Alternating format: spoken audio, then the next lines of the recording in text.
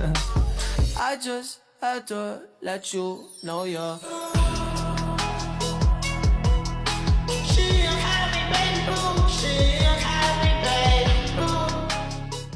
Assalamualaikum warahmatullahi wabarakatuh. Perkenalkan, nama saya Dwi Novriana Al-Akilah dengan NIM 24531043 dari Lokal Pai 4F. Pada kesempatan kali ini, saya akan mereview sebuah jurnal untuk memenuhi tugas dari mata kuliah Perbandingan Pendidikan Islam yang diampu oleh Ibu Okni Aisyah Mutiara Sendi, MPD. Jurnal yang akan saya review berjudul Epistemologi Reformisme Islam Abad ke-19 di Mesir, Transformasi Historis Pemikiran Jamaluddin Al-Afghani dan Muhammad Abduh. Jurnal ini ditulis oleh ABD Bashir Fatmal, Jurrahman Abi Yasin, Rahmawati, dan Syamzan Syukur. Jurnal ini diterbitkan dalam Batuta Jurnal Sejarah Peradaban Islam volume 4 nomor 2 tahun 2025 pada halaman 161 sampai 176. Secara umum, jurnal ini membahas tentang bagaimana pembaruan pemikiran Islam muncul pada abad ke-19 sebagai respon terhadap kondisi umat Islam yang mengalami kemunduran akibat kolonialisme barat dan stagnasi pemikiran.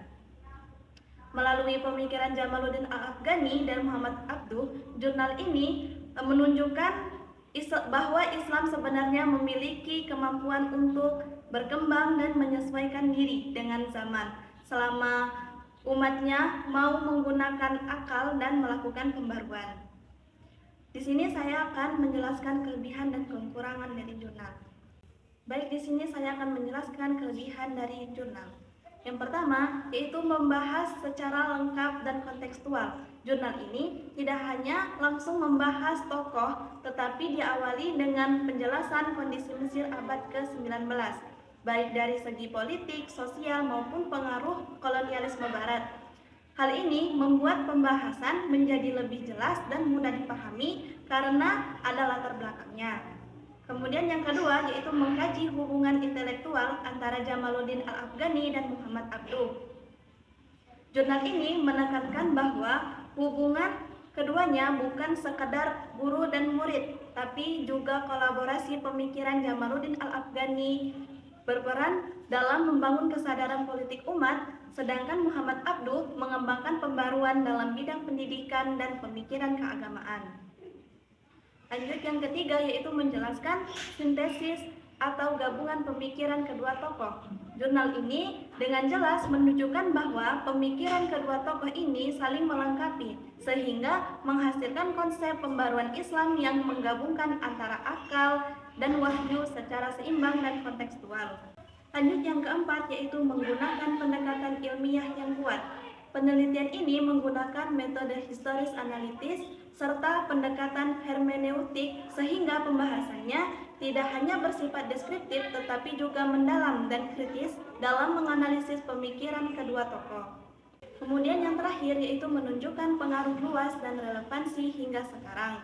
Jurnal ini juga menjelaskan bahwa pemikiran Jamaluddin Al-Afghani dan Muhammad Abduh tidak hanya berpengaruh di Mesir, tetapi juga menyebar ke berbagai wilayah seperti Asia Selatan dan Asia Tenggara, serta masih relevan dalam menjawab tantangan umat Islam di era modern. Baik, di sini saya akan menjelaskan kekurangan dari jurnal.